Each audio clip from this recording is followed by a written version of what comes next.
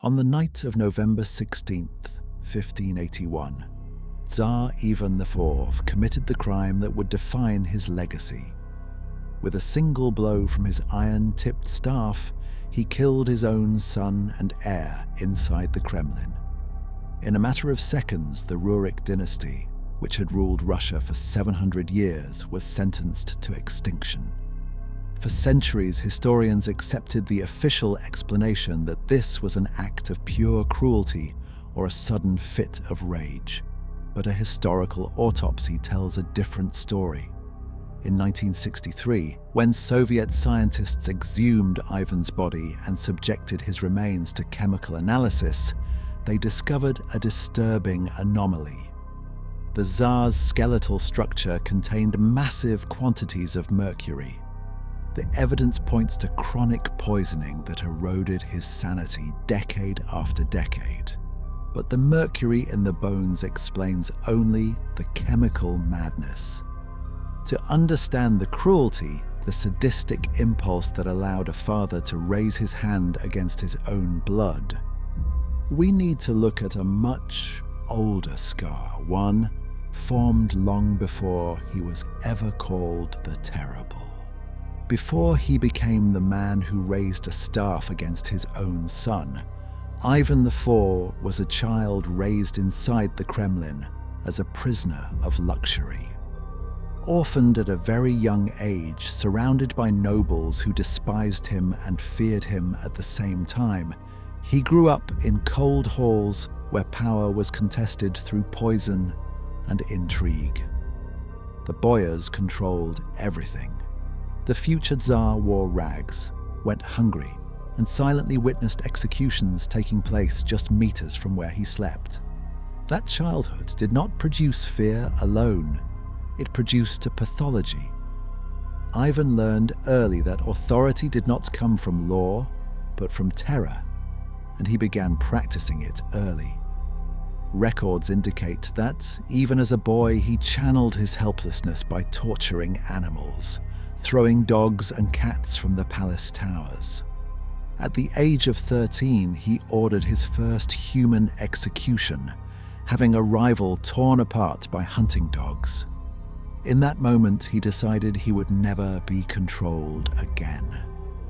The problem is that official history reduced all of this to a convenient nickname, the Terrible, a word that summarizes but does not explain. School textbooks preferred to portray Ivan as an isolated monster, rather than confront the sequence of traumas and decisions that led to that night in 1581. Now we are going to do the opposite. We are going to open the records that usually remain out of focus: the decrees of the Oprichnina, private correspondence, and medical reports. Because before the fatal blow inside the Kremlin, there was an entire environment shaping this man. And within it, a machine of state violence was created, already fully operational long before the staff was ever raised. To understand the man who would kill his own son, we first need to understand the world he built for himself. And that world began to collapse in 1560. Until then, Ivan maintained a fragile connection to sanity through his wife, Anastasia. She was his human remedy, the only person capable of calming his violent episodes. But when Anastasia died suddenly, with strong suspicions of poisoning by the boyars, the last barrier restraining Ivan disappeared. Modern autopsy analysis of Anastasia's remains confirmed extremely high levels of mercury, suggesting that Ivan's paranoia was not unfounded. They really were killing the people he loved. The Tsar's response was not mourning. It was total war. He abandoned Moscow in the middle of winter, threatening to abdicate. It was a masterful psychological maneuver. Terrified by the prospect of anarchy, both the people and the nobility begged him to return. Ivan agreed, but under a horrifying condition. He would hold absolute power to execute anyone without trial, and would create a state within the state. Thus, the Oprichnina was born. Imagine a territory where common law simply ceased to exist. Ivan carved Russia into pieces, claiming the richest lands for himself and leaving the rest to rot. To patrol his personal domain, he created the Oprichniki, the first political police force in Russian history. Visually, they were the substance of nightmares.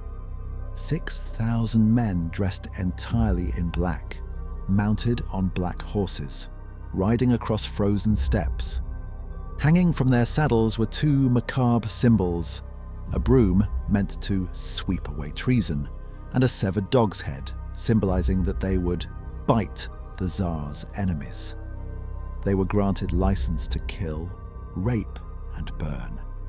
They answered to no one except Ivan. For years, the Kremlin became an echo chamber where the Tsar, possibly hallucinating due to progressive mercury poisoning from treatments he himself consumed for joint pain, saw traitors in every shadow. But a police force like this, fueled by sadism and blind loyalty, cannot remain idle for long. It needs a massive target to justify its existence. And in 1570, Ivan decided that killing individuals was no longer enough. He needed to kill an entire city. Before we open the files on that massacre, if you have the stomach for real forensic history and want to support this kind of content, leave a like now. It helps keep our archive open. If you're not yet a member of the court, subscribe to the channel and turn on all notifications. We have many more royal tombs to open soon, and you won't want to miss what we uncover. The massacre of Novgorod in 1570 was not a battle. It was an industrial liquidation. Documents recovered from the period describe an operation that lasted 5 weeks. Ivan was convinced, without evidence, that the wealthy city planned to defect to Lithuania.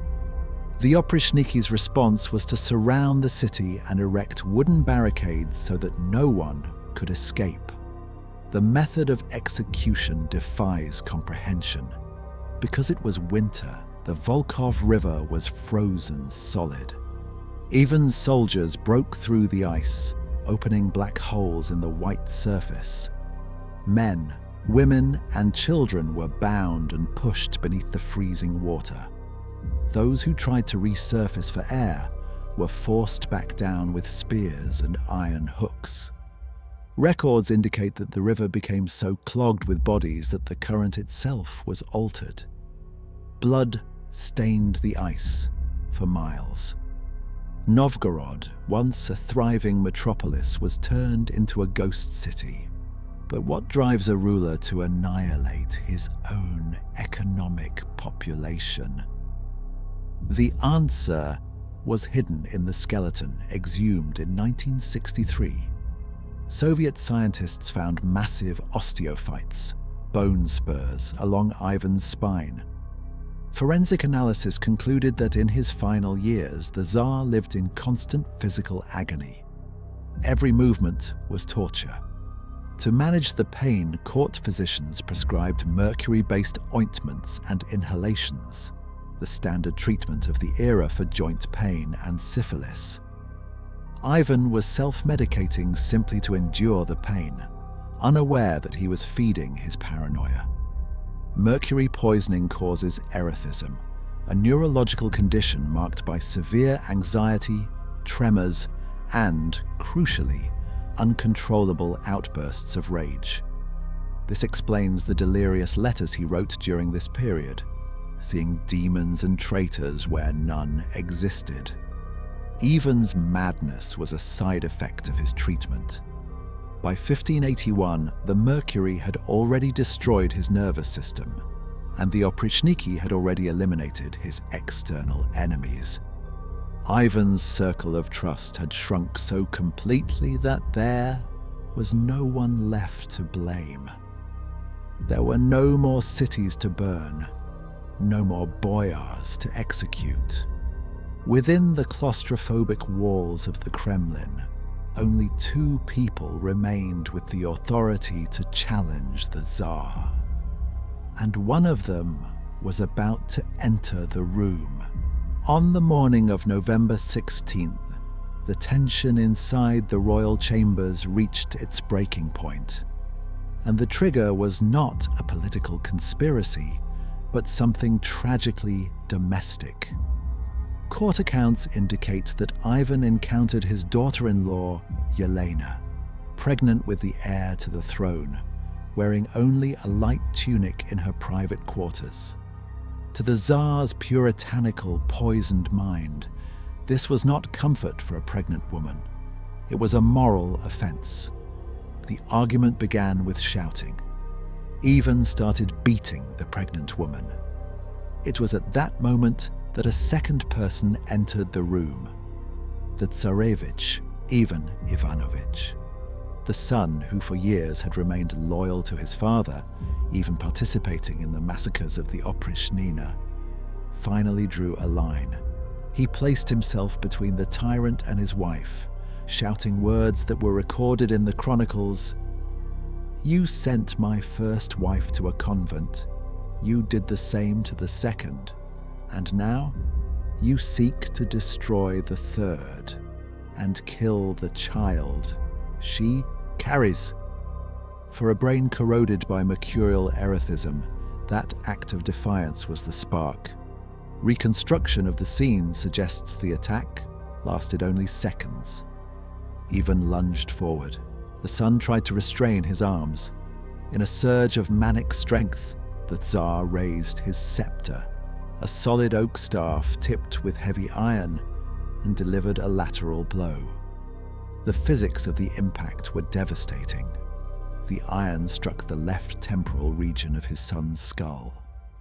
The silence that followed was broken not by rage, but by immediate horror. Witnesses report that Ivan's chemical fit passed as quickly as it began. He threw himself over his son's body, trying to stop the bleeding with his bare hands, kissing the young man's face and screaming, "Cursed be me! I have killed my son! I have killed my son!" But here lies the final forensic detail. The heir did not die immediately. He fell into a coma. For 3 days, the most feared Tsar in Russian history neither ate nor slept. He howled through the corridors of the Kremlin, praying for a miracle that physics would not allow. Trauma to the temporal lobe caused a massive epidural hemorrhage. The brain swelled inside the skull. On November 19th, 1581, the Tsarevich stopped breathing.